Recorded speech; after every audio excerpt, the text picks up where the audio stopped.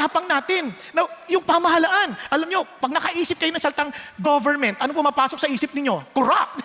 Parang, bakit ganun? Di ba? Ang sakit. So, anong dapat natin gawin? Magreklamo? Sabi ng Lord, unleash God's power.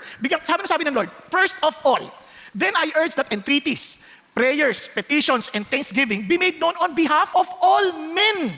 Kings, hindi lang isang king, hindi lang king natin, kundi kings and all who are in authority, so that we may lead a tranquil and quiet life in all godliness and dignity. Sino pong gusto magkaroon ng mapayapa at matahimik na pamumuhay? Yung hindi nagtaas ang kamay, anong gusto nyo? Gulo.